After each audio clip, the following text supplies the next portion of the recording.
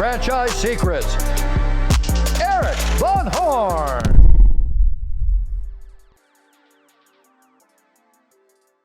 If you're not a part of the Franchise Secrets Facebook group, what are you waiting for? It's franchisesecrets.com/Facebook. I cannot believe how valuable this group turned out to be. When someone asks a question, the feedback is honest, authentic, very helpful, and it's from multiple perspectives. If you're not sure that you're getting the most accurate information about franchising, then check out the largest, most helpful Facebook group in all of franchising. Whether you're a Z, a Zor, a buyer, or investor, join our free Facebook group at franchisesecrets.com/Facebook. Today, I've got a real special guest, Cameron Herold. I've known Cameron for a few years now, and one of the most brilliant minds in franchising and just in general. I mean, he talks to a lot of high-level COOs and coaches them. They pay him a bunch of money for it, and we get to have him in here today to basically show us how to be COO of our business, or if he was running a franchise and coaching their COOs, what kind of advice he would be giving them. And they also want to get into some marketing stuff because he's around a lot of marketing geniuses, and he knows a thing or two about that. So Cameron, thanks for coming on, man.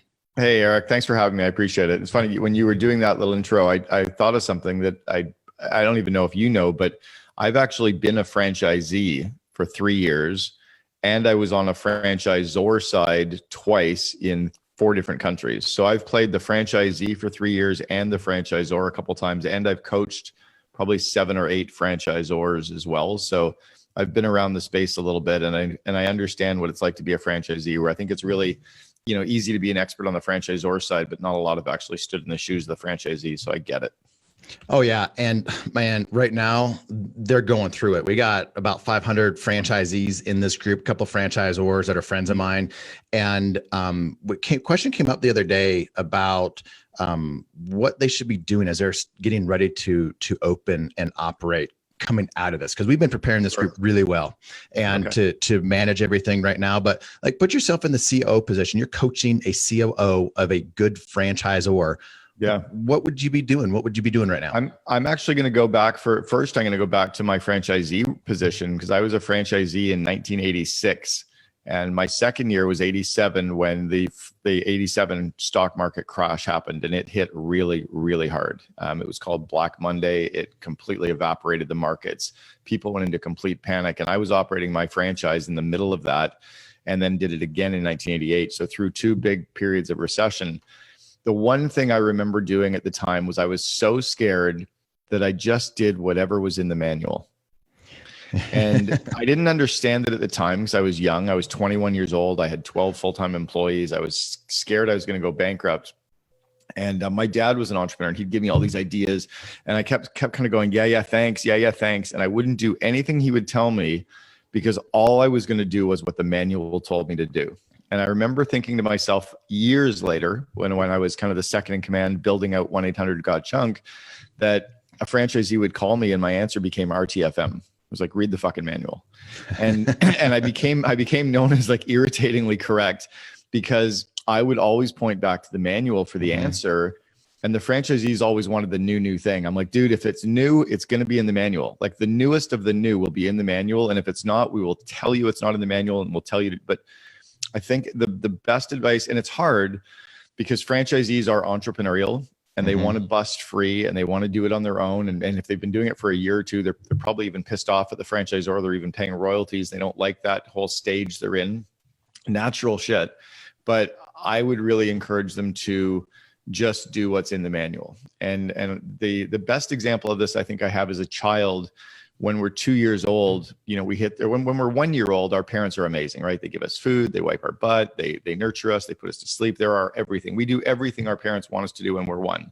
When we're 2, we kind of bust through, right? The terrible 2s. No, me, no. And then we become teenagers, and we just want to, like, our parents are assholes and we hate them. And then we're like 20 and we got to get the fuck out of the house. We got to go do our own thing. And then all of a sudden we get to be like 26 and we're like, shit, I don't know how to do all this stuff around the house that my parents were doing. Like, I'm making the same 3 dishes for dinner every night. And then we become 30-ish and we have our first kids, and we're like, whoa, maybe my parents weren't the idiots that I thought they were after all. And that's the natural life cycle of a human. And franchisees go through that same life cycle where we're so excited we get the franchise. And then after about 6 months, we're pretty convinced that it's only going to be because of us that we're successful. And then all of a sudden we're like, why the fuck am I paying royalty to these people? And I can't stand paying royalties to them. And then it's like, well, they're kind of smart, but they're not as smart as they were when I bought the franchise, but they're okay, but they're not the smartest people in the world. And then it's like, you know what? They've got some really good shit. If I do all their really good shit and I ignore the stuff that drives me crazy and I do all the stuff I'm really good at, we could really launch this sucker. And I think that's the biggest lesson I have for every franchisee right now is trust the franchisor has your best interest at heart, because the bigger you get, the more money they're going to make and the more franchises they're going to sell. Even from a pure greed perspective, they want you to do well. And they will tell you the best stuff to do because it's in the manual. So we're talking, and I love that, and we all go through. I've gone through it, and as I'm creating this the new roofing franchise that I'm starting as a franchisor, we're looking at this and knowing that franchisees are going to experience that. Even though behind the scenes right now, Cameron, we are franchisee focused. Like the decisions, the filter that we have is about the franchisee, Totally. but they're not always going to see that. Same with parents, right? Like it's heartbreaking. My kids were 18 and 16 and I'm watching them right now, just turning 19 and 17, just kind of getting ready to bust free from the house. And we still have that really good relationship, but at times I can see it in their eyes. They go, dude, you're just an asshole. And I only have their best interests at heart, but they just don't quite know it yet. Right. Mm-hmm. Or when they're 13 and they're just complete jerks to you and you're like, God, like, what am I even bothering for? Let's talk about what should be in that manual. What makes a great franchisor great? Like when you get in there, because I know franchisors that they don't have the manual. Yeah. You don't want to mess with that. So we're talking about good franchisors that are probably getting coaching from someone like you. They have experience. And what does a great franchisor look like from like what would they be saying right now? What would they be doing? They're obsessed about franchisee profitability first and foremost. They're obsessed about the brand and the image and following the systems, because the systems will remove the PETA factor. It'll remove the pain in the ass factor of running the business day to day. So they're trying to make it easier for the franchisee to remove obstacles, to free up their time and to free up their resources. But they're really trying to teach the franchisor or franchisee how to do the things that will yield the most money and kind of get them into orbit. Right. I always talk about like launch it into orbit so that you become that perpetual motion machine and then launch it to the next stage. So the manual and the system should be the very specific step-by-step instructions on how to do each thing. You know, at College Pro Painters, it was right down to the keychain was supposed to be yellow. At 1-800-GOT-JUNK, we showed people exactly how to hang the signs out into the marketplace, like where to put the nail and how high to put it. Like we got really, really anal retentive on the specifics, but it made it easy for the franchisee to not have to think. So you mentioned before when you were on the podcast with Brian Holmes and I on the Franchise Story podcast, you said, if you don't have an assistant, you are one. You said something like that. Yeah. And I know that from an operations standpoint, just talk to like at the franchisor level and the franchisee level, Sure. How important is it to have that second in command, but then also have somebody that supports that second in command? I think it's really for the person to realize that we can't become successful and grow if we're doing everything. That at certain points you have to delegate everything except genius. And you're trying to get things off your plate that are below your effective hourly rate. So let's say that as a franchisee, you want to earn $200,000 in profit this year. That means your effective hourly rate is $100 an hour. You should be delegating everything less than $100 an hour task. So if you find yourself working on the administrivia, the tiny little things, the stuff that's not necessarily going to grow the business, you delegate that, get that stuff off your plate so that you can show up and do exactly what you're in your circle of genius with. And I think often the franchisees and franchisors spend time working on the paper, working on the numbers, working on stuff instead of out there doing sales, doing marketing, growing the business, interacting with the customers, interacting with the employees, growing their people. More than ever, it's all about that. So right now we're in the middle of COVID-19 coronavirus, and people are closed, or they're like me that are closed, and we're trying to do things to build value, to give value for our customers.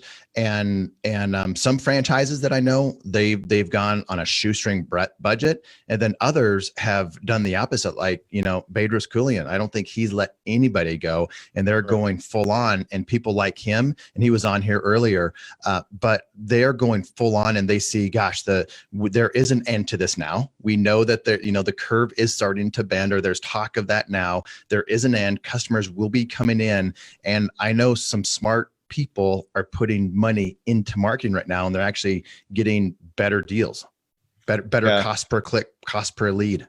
I'm glad you mentioned Bedros. I actually used to coach Bedros with Fit Body Bootcamp. I should reach out to him and their team and just see how they're doing. Yeah, right now.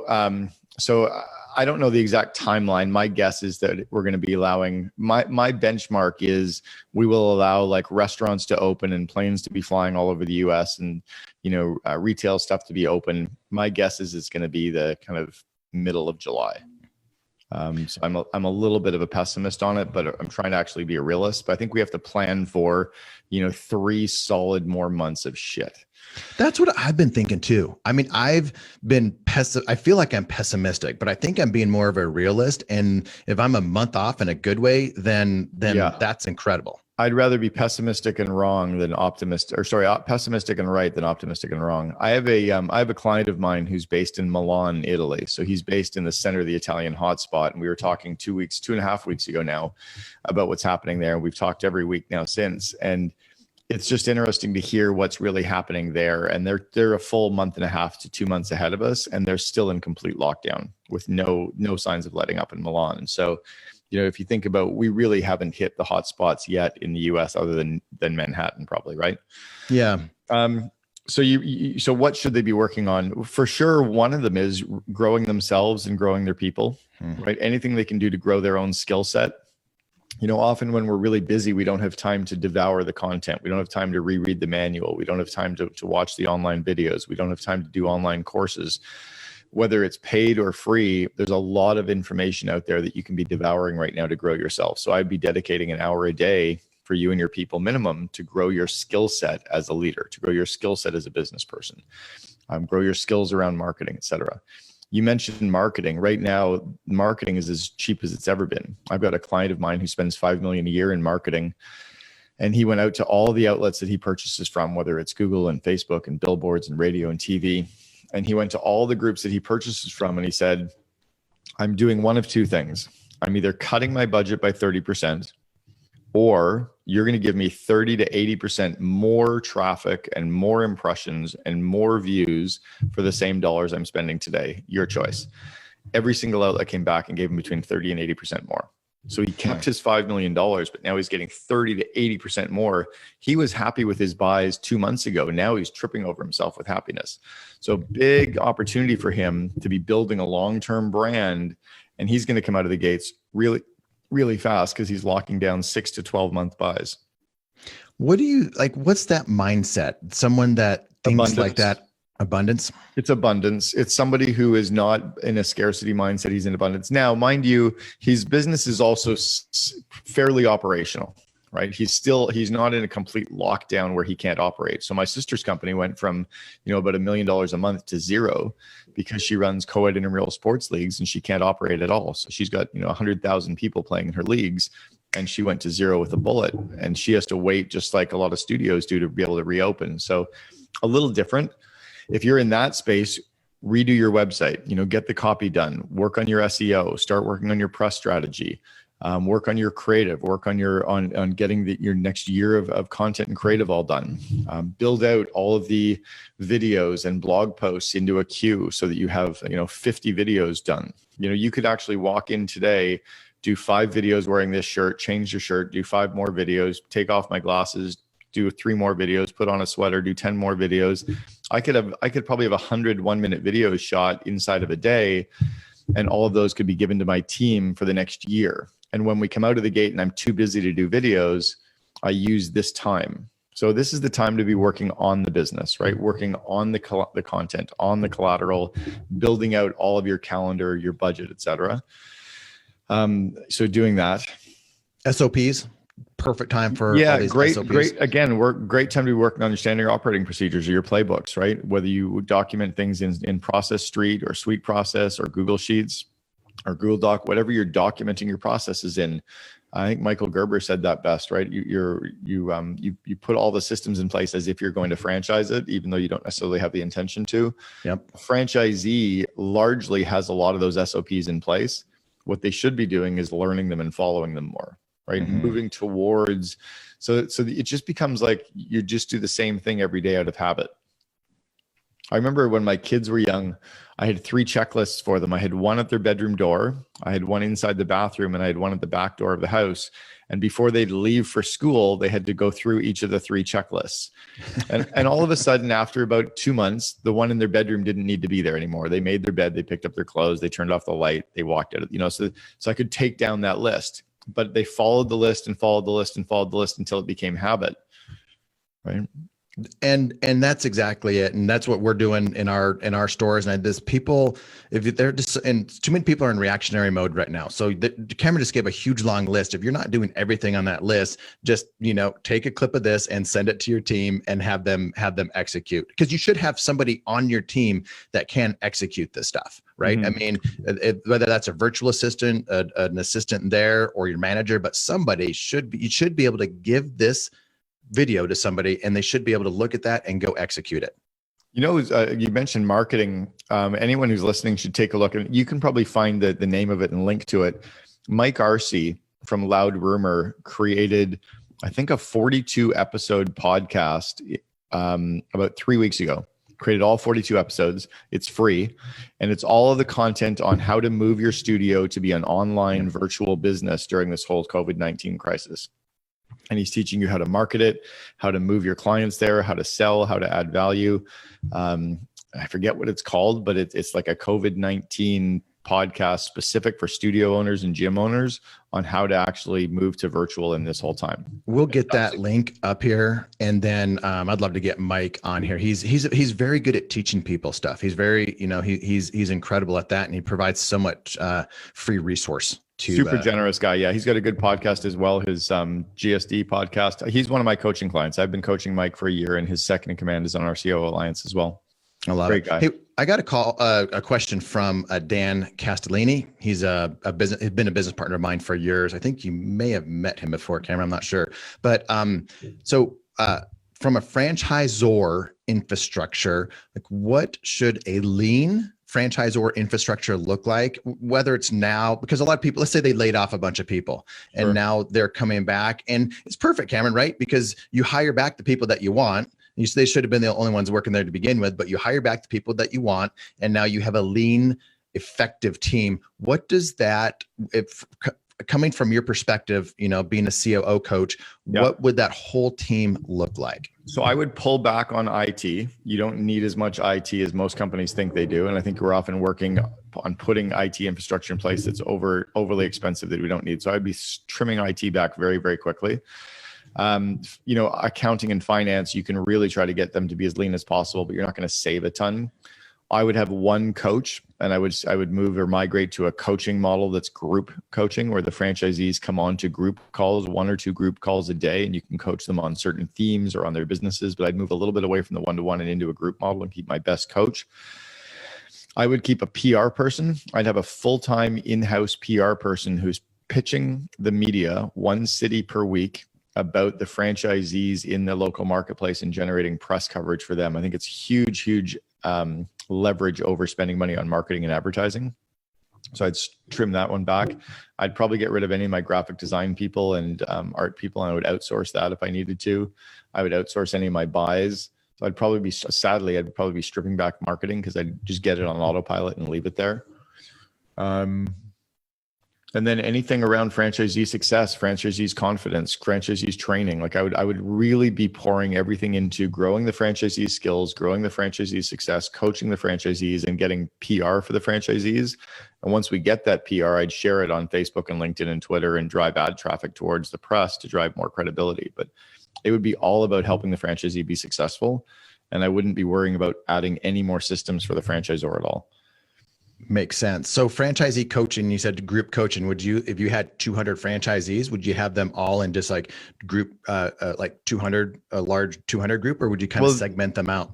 I think the reality is if you get 200 franchisees, 30% of them are never going to show up for anything anyway. So now you're down to 140. So you could probably split it into a startup group and a mature group, right? So now you've got 70 and 70. The reality is you can do group calls with 70 people quite easily because half of them aren't going to show up for each of the calls. So you could probably go to 2 or 3 groups maybe. Mm-hmm. The reality is that I think if you have more than 30 people on every call, then maybe you want to split it to give them a little bit more time, but most people aren't going to show up for every call. And then try to run it in themes where you have a call around marketing, or you have a call around sales, you have a call around hiring, et cetera. And then what do you think about recording those calls for franchises? I go back and forth on that. For sure. Yeah, totally record. Because you want to give it to them, right? It doesn't hurt you. Well, it doesn't hurt you to do it, to record it. And then you can also take that content and strip it out to become blog posts or tweetable things, or anything that's going to be inside content. You can use otter.ai and it can record the calls. So then you have more content for your manuals or training content later. Yeah, that's a good point. Otter.ai, Michael, we use that. Why don't you put that in there? And also, Cameron, you have a book called Free PR, PR, and just give a little bit about that, because you were talking about that. I've heard you give full-on presentations on that. Yeah, so the book Free PR, the genesis of that was about 10 years ago. A company called grasshopper.com asked me to teach them how to do PR in-house and if I would write their PR manual. So David Hauser, the CEO of Grasshopper, paid me to write it. It became a chapter, kind of 20 pages on how to generate free publicity. At 1-800-GOT-JUNK, we landed 5,200 stories about our company within 6 years without using a PR firm, without sending out a press release. And those were individual, unique stories, including being on Oprah. So I took all the content from how we did that, because that was the 4th company I'd done it for, and I codified it and then put it out in a book called Free PR. So it's literally the go-to guide on how to generate free publicity for any company. And it steps it out. It gives you step-by-step. It's like a manual. It gives you the step-by-step instructions on how to get PR, how to pitch it, how to create the stories, and how to build an in-house PR team. I've got just switching gears. We're going into a land of opportunity. Our friend Roland Frazier put out a document on his Facebook page in the War Room Mastermind the other day, and I put it into this group showing EBITDA and then multiples of EBITDA that private equity was paying for different companies. And in recession, you just see it. It just like tanks. The multiples go down. And so going into this the land of opportunity where businesses the valuation isn't the same that it was before. Even if the EBITDA is the same, the valuation isn't the same. Much of the time coming out of this, EBITDA is going to be very different. It's going to be super weird, Cameron, because we're going to have a period of like no income. And typically when you evaluate a business and put a valuation on it, no income, that really hurts the business. What do you see like the landscape out there moving forward? Yeah, so I've been talking to a couple of M&A firms. I've got a couple of my coaching clients right now. We're positioning them to sell so that in 6 months we can actually go to market. So right now we're wrapping them up in the bow, right? We're kind of putting them in the blue Tiffany box with the white bow so they look and smell great when we go to market. The reality is every single buyer will understand that during the COVID crisis, revenue went to zero. So they're going to take that out of the equation. It's not going to be included. It's not like if that had happened last year or the year before, it'd be like, whoa, what the fuck? Your company just went to zero. It'd be huge red flags. Now it's like, oh, you went to zero. Okay. What'd you like? And then like, what would you have for breakfast? Like, it's not even going to be an issue for real, right? It won't even be an issue now in valuations because everyone will understand.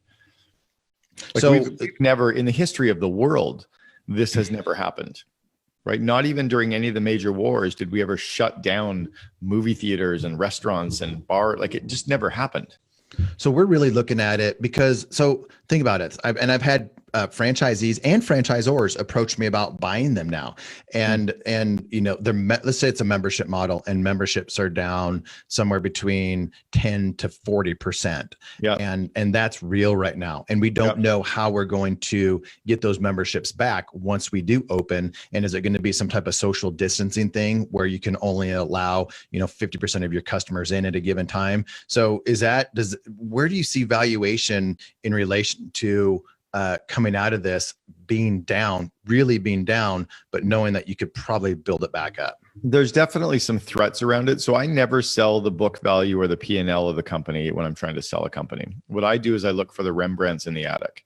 So let's say that you and I were out and we were in, I don't know, Cape Cod, and we both wanted to buy a home in Cape Cod, and we're both bidding to buy the same house on the ocean. And you come in and you're like, $2 million. And I come in and I go, $3 million. And another buyer comes in and goes, 2 million. And you and the other buyer go, why the fuck would Cameron be offering 3 million? It's only clearly worth 2. What you don't realize is I went up into the attic and looked around, and I saw 2 paintings in the attic that were both Rembrandts. Both of those paintings are worth $2 to $3 million each. So I'll pay 2 million for the house, $1 million for 2 Rembrandts that are worth about 4 million total. I'll give you the house because I got more money in the 2 darn paintings. So in a company, companies have to look for 3 to 5 different Rembrandts, 3 to 5 things that different strategic buyers will see and value. And then they have to polish those things up so they become very valuable. It could be the database. It could be the clients. It could be the IP. It could be the systems. It could be the management team. It could be access into certain markets or demographics. The key is to, if you only sell the P&L and the book value and trailing earnings, you're just like everybody else. So what you have to do is try to find the other things in your company and make those stand out, which is getting press around it, highlighting it on your website, making sure you've got SOPs around it, putting in part of your pitch deck, and really making a big thing about it. So then I have one buyer who only wants to buy people and the P&L and the balance sheet. And I've got another buyer who wants to have the PR side. And I've got another buyer who wants the online. Now I have 3 different buyers looking to buy the business for 3 different, completely different reasons. And this is the stuff that we all can be working on right now, strategically, and taking action on, all the stuff that you just mentioned. And it's really increasing the value of the business. And what would you say to somebody right now that just has their head stuck in the sand, just like, oh my gosh, they're overwhelmed? I think people are going to be selling businesses because they're overwhelmed. They're emotionally not able to handle it. What would you say for somebody? Anybody who's 60 to 70 years old can't do this again. They went through the 2001 downturn. They went through the 2008 downturn. They don't have a third recession in them. They're done. They're burned out. They want out. So that group is tough and very easy to buy. Anybody who's got their head in the sand and worried and panicked, I'd say start hanging out with people that are positive and energetic and optimistic and focused. Misery loves company. Stop going down these rabbit holes of all the doom and gloom. Stop reading the news and start focusing on growth. And every day commit to 3 big things you're going to get done that's going to move your company forward. And then after you've done those 3 big things, start working on all the busy work. But I think so often people are working on the busy work. They're not necessarily moving the company forward. Yeah, it's so easy to do. So when you say 3 big things, it's like 3 big projects, and then underneath those, it's do one thing to move that project forward, or how is? No, what are the 3 things that you have to get done today? And if you that got would be a those task. 3, it could be a task. So like on my commit to 3s today, one, we're set up and test a green screen. So I've got a big 3,000 person webinar that I'm doing this afternoon. So I'm even testing it, working with you. Second one is I want to work 1 full hour on my course that I'm working on right now. And then the third one is connect with all of my coaching prospects. So I actually have an app called Commit to 3, and right in Commit to 3, I can show it to you. There's my, oops. Can you see that? Push. Yep. Now we can. Nope. Yep. Nope. I don't know how this green screen screws it up. I don't like the green screen. I'm getting rid of it. But right on the app called Commit to 3, that's what it does. That's great. What do you like? You've been out there on social. You're always on social, and you're always adding a ton of value. So everybody here should follow Cameron on social. But I noticed one of the things that you did, and I sent a message to some of my friends. You said, I'm going to coach, I think it was 10 people for free, and your normal cost to do that, I think it was about $25,000 for 6 months or something around there. And you said, I'll do it for free. And you basically pay me if you want to, whatever value that you see in that. Why did, and it caught my attention. And I sent that to several friends of mine. And one of the franchises that I'm starting, Cameron, I'm like, I want Cameron to coach us. And I know it says free, but it's not free, it's value. So give us for everybody out here that is thinking about, they try to think differently. How did you come up with that? Well, so it's based on a story from Napoleon Hill's Think and Grow Rich. And it was 100 years ago, a guy named Ivy Lee went into a business called Bethlehem Steel, and he talked to a guy named Charles Schwab. And he said, with my systems, you're going to know how to manage better. And Schwab said, I don't need to know how to manage better. I need to get more done. And Ivy taught Charles Schwab the system very similar to Commit to 3. It was actually making a list of the top 5 things you have to do tomorrow. and then working on those 5 things. And then he said, 6 weeks after you try this, try it for 6 weeks, have your people try it out, and then send me a check for what you think it's worth. And that was 100 years ago. And Schwab sent Lee a check for 25,000. So I'm sitting here right now looking at businesses who are like, oh, I don't have any cash. And I really need to grow. And they're all panicked and nervous. The reality is they just need somebody to hold up a mirror, kick them in the ass, give them ideas, help them pivot, help them get momentum. And then if they do it in the right way and they're the right, honest, ethical people, at some point they'll write a check and say thank you. And if they understand that the value would have normally been, my normal coaching engagement is 48,000 a year. So the normal for 6 months is 24,000. If they understand that's normal, what people would be paying, hopefully they understand that's reasonably what the expectation should be. If I coach somebody for 6 months and they only cut me a check for $2,000, I'm gonna be like, A, you weren't fucking paying attention, and B, I clearly didn't show you value. Because on every call, I'm pretty sure that and this is why I set the minimum criteria, they have to do 10 million in revenue for me to start coaching them. If they're doing 10 million in revenue, I can probably find them $100,000 in value on every single call. So after 6 calls, I can probably clearly show them $600,000 in upside. I'm pretty confident the worst case scenario, they'll cut me a check for 25 grand. So Cameron, I know, I've had private conversations, private calls with you, and I know you can add that kind of value. Someone sitting out there like, how can someone charge that much and be that confident? Because I'm what really would you say? But I've done it. So the world's littered with coaches, right? The world has a ridiculous amount of coaches, but they've never built companies. So I took 1-800-GOT-JUNK from 14 employees to 3,100 employees in 6 years as the chief operating officer. I built the PR team that landed 5,200 stories in 6 years. We ranked as the number 2 company in Canada to work for. We opened up in 330 cities and in 4 countries, and I was the chief operating officer. And that was the 4th company I'd done it with. When I left there 13 years ago, I started coaching CEOs of real companies, typically 50 to 500 employees. I've coached 2 companies that went on to be number 1 to work for in Australia. I coached the current number 2 and number 12 companies to work for on Glassdoor in the United States. I've coached 2 companies that ranked number 2 in Canada to work for. I've coached 3 companies that ranked number 1 to work for in British Columbia. I coached the current number 1 company to work for in Cleveland. I coached the current number 1 company to work for in the state of Florida. When I've got a track record of coaching, and none of these companies have been doing anything before I started coaching them. So I'm just really, really good at it. I suck at all kinds of things. What do you suck at?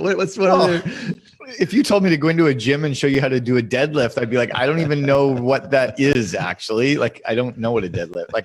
I'm terrible in a gym and I'm intimidated and I'm bad with numbers and I'm terrible with IT, but I'm really, really good. I'd say I'm operationally world-class at operations, execution, people, and culture. I hired Elon Musk's brother, Kimball, back in 1993, and I was a reference for Elon in his first round of funding in January of 95. When I coached Peter Reeve, who built Solar City. I've just done it enough that's the space I'm good in. So I would imagine you're a guy that you don't want to work on all your weaknesses. You just get stronger with your strengths. Yeah, I delegate everything except weakness, or delegate everything except strength. So I was terrible in school at some subjects and I had to go to get a French tutor.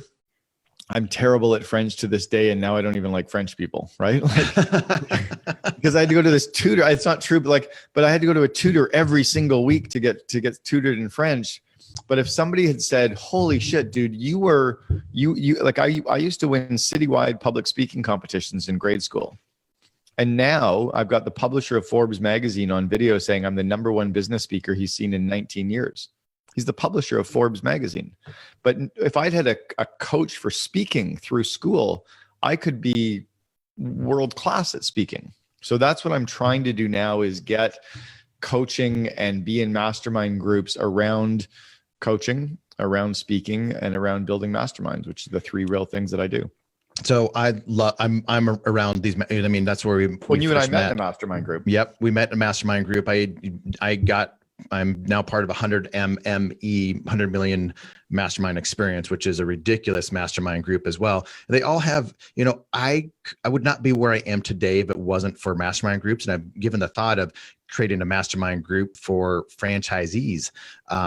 And Bedros and I have one for franchisors, but I've been thinking about creating one for franchisees because it's either EO or some of these other ones out there. But what advice would That was our goal at 1-800-GOT-JUNK, was to build our franchisees big enough so they could qualify for EO. When I left the company 13 years ago, we had 10 franchisees who were EO members. Now we have, I've been gone again 13 years. They now have 10 franchisees who are YPO members. So they're doing at least 8 million in revenue with 50 employees. We've all of a sudden turned our franchisees into these big business people. Service-based businesses. Talk about that. Well, let me talk about service-based recession. I mean, you grew up in the painting business, and then went into the junk business. Auto body, house painting, and then auto body, and then junk. Yeah. What, like, for people right now, they're looking at retail, and some are going to double down and do very well in retail as throughout this, and through acquiring better real estate and all that stuff. Others are going to want to shift from retail and go into service, just more recession resistant businesses. What do you say to that person? Services, I like service businesses, but they're hard. I think all businesses are hard, but what I like about them is if you get the customer engagement right, if you deliver on your promises and create virality in your messaging, your customers will talk about you. Where I really like customer service businesses, if I can engage the female. And I need to say this so that people hear it correctly, but females never shut up in a good way. Like they share and they share and they share and they share their experiences. So as an example, let's say that, are you married? Yes. So if you and your wife went and stayed at a really nice hotel, who you might tell, you probably wouldn't tell anybody, and she would probably tell 10 people about the hotel that they stayed in, right? Yep. So if you can create an engagement strategy and messaging with the females, they will explode your brand for you. So that's why I really like service-based businesses where we can target the female. 1-800-GOT-JUNK, we only sold to the female, about how lazy her husband was, and all she had to do was point, and we'd get his lazy ass. We'd haul it all the way. She's like, "Oh, great! Finally, the garage will be clean." And with painting the house, we pretended the guy made the decision, but we knew that the woman was the one letting us onto their property for the week to paint their house. At Boyd Auto Body and Gerber Auto Collision, we understood that every female feels scared and nervous going into an auto body shop or any kind of a car place. So we treated them friendly. We wore ties. We had white walls. We had clean floors. We had very female-friendly waiting areas. We made it so that women would walk in and go, "Huh, this feels really nice." And then we treated them with respect. We didn't stand on the other side of the counter from them. We walked around to meet with them. But we had women come in and teach us so that's why I like service businesses. If you get that part correct, the business grows like crazy. So I have really smart people like you on my podcast and here, because I selfishly get to ask some questions that are pertinent to me. So Sure. what would you suggest for me starting the roofing, siding, and gutter business, and as it relates to women, and how would you position that? Well, on the roofing one, it's probably going to be the guy who's going to make the decision on, getting the roof done, but it's definitely going to be the female who wants to decide who comes onto the property. What women are nervous about is the roofers are the first job out of prison. Is the reputation, right? So your company, they have to show up wearing clean t-shirts that are all branded, or clean golf shirts that are all branded. One of my favorite brands is a company out of Vancouver, Canada. They're expanding in the US now, and it's called Men in Kilts Window Cleaning. And it's these guys in, right? And it's like, and then on the back of their t-shirts, it says "no peeking." And it's just like, but they're marketing to the women, right? Like, cause no guy's ever going to think about like peeking up a kilt, but like, and I'm sure the women aren't either, but they've just done it this real tongue. So I think if you do a roofing company that has a brand and some fun and is clean, and the guys on the roof doing the work are clean and branded and female friendly, so that when your teenage daughter comes home, the housewife feels safe having them on property, you win. So I would have I would have women creative, women designers, women graphics. I would create a look and feel that is very female friendly. And then I would make damn sure you hire consistently on that. Because if you don't, you lose. Yeah. And I've been around the roofing business. College Pro Painters had College Pro Roofing back in 1986 when I was there. I didn't know that. Well, I think we might have to have a follow-up conversation offline on this one. I don't want to keep you too long. If anyone else has any questions, put them in now, because we're going to be wrapping up. I got a question from John Smith. He said, how much effort or budget would you allocate or to a pivot, not knowing if it's sustainable after this whole pandemic? So one of the things that I've learned about North Americans, Canadians and Americans, is that we often have this idea and then we try to market and sell the idea. I think what I would rather do is go and talk to my customers and find out what they want to buy, find out what they need, and then sell into that need. So I have tons of confidence in pivoting because I've talked to my customers. An example is let's say the Second in Command podcast, right? I started a podcast called the Second in Command podcast. We only interview COOs. It was by talking to people and listening. And all of a sudden I kept hearing people say the same thing. Yeah, they always interview the CEO. It's always the CEO. I've heard that CEO on other podcasts.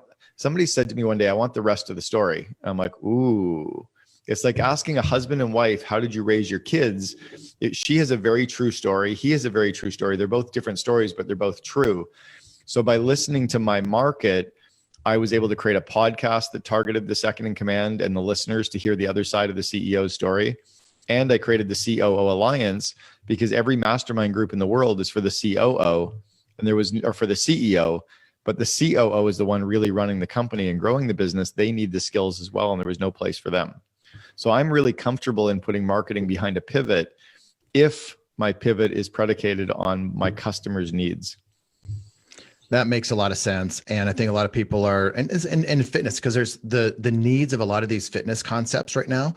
I'm hearing from the customers that they can't wait to get back into the class. Yeah, the online is great for a segment of them. I mean, I have a Peloton and I love the Peloton, but a lot of these customers can't wait to get back into the group. So in other words, don't pivot too hard and just don't pivot too hard on this right. stuff. I would start to figure out what is it they like about being in a group and how do we make that even stronger?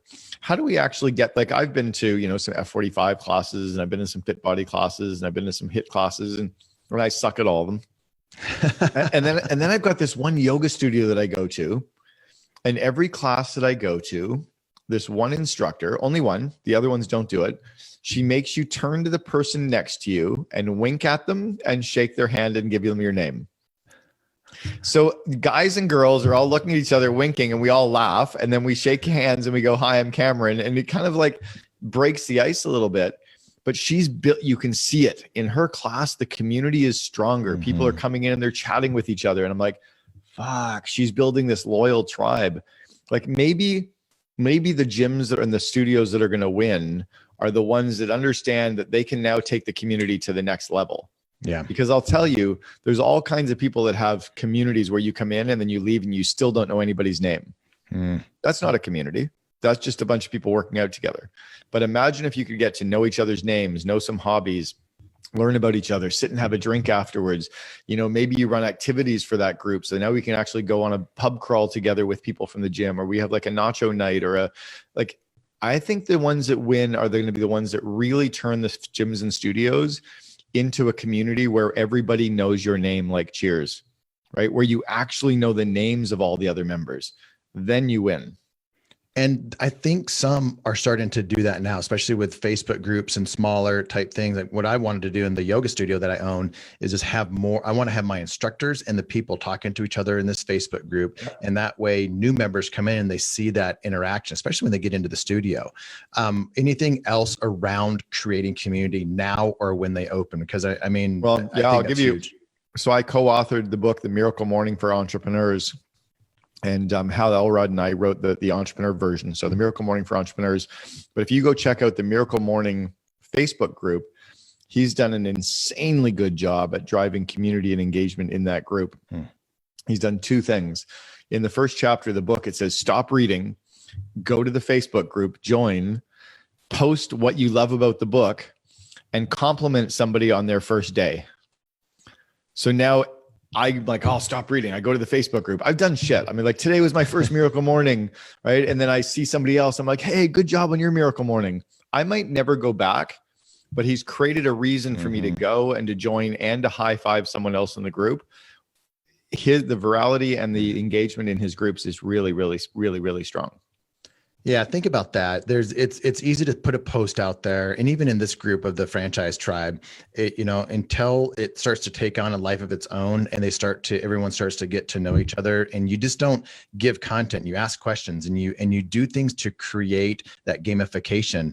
And it's not easy. So everyone should go check out Hal's group. And I've been around Hal, and he's just a fantastic guy. Came out of the Cutco world, and I know a number of people. Were you Cutco as well? I know I wasn't. A lot of my friends are. No, I'm like, everybody I meet from Cutco is amazing. I'm like, God, if you're are. Cutco too, this is crazy. They are. I've got a new friend in here, Ryan. We are getting ready to put out a sales training for franchisees in the beauty space and the fitness space and service space. Basically, we're going to get on and do a sales training for everybody, because I've noticed this, Cameron. A lot of franchisors are not good at helping their franchisees do consumer facing sales. Who else you should have on your show is John Ruland. Do you know John Ruland? Oh yeah, John. Well, we text. We talk quite a bit, and we were on a call yesterday. John's fantastic with giftology. Yep, his Cutco guy. Yeah, he's great. And I was written up in chapter 1 of his book on giftology, but John and I met at a speaking event 15 years ago. And then he sent me this custom engraved knife that is still sitting 20 feet from me with my name on it. It doesn't have his logo. It just has my name. And every time I use the darn knife, I think of John. It's amazing. That's it, guys. I think you're getting, if you just listen to this and pick up some of the stuff that we're talking about, even just the connections that we have, immerse yourself into a different world. I didn't know Cameron. I didn't know John. I didn't know anybody except for people in franchising until 3 years ago. I pulled myself out of the franchise world, immersed myself into the marketing entrepreneurial world, and paid a lot of money to do it. But the friendships that came out of it are just, it's amazing. Mm-hmm. Yeah, I agree. By the way, is when you're in one community, you think your network has really exploded. I think the key is to be in 3. Find one that's in marketing, one that's in business development, one that might be in personal and self-help. And then your markets start to kind of converge. I always call it ideas having sex as well. You'll take an idea, like I'll take one idea out of the Genius Network. I'll take one idea from the main TED conference, and then I'll take one, and then all of a sudden they merge together and they become something bigger. I love it, man. Hey, I need to let you go so you can prepare for your massive webinar. And thanks for coming on and helping out the tribe here. Hey, you're welcome, Eric. Thanks very much for having me. I appreciate it. This was fun. Take care. Thanks for listening to this episode of the Franchise Secrets Podcast. Whether you're watching or listening, please make sure to subscribe to my YouTube channel and to whatever channel you're listening on. If you want my help with anything from buying a franchise to franchising your business, please visit franchisesecrets.com.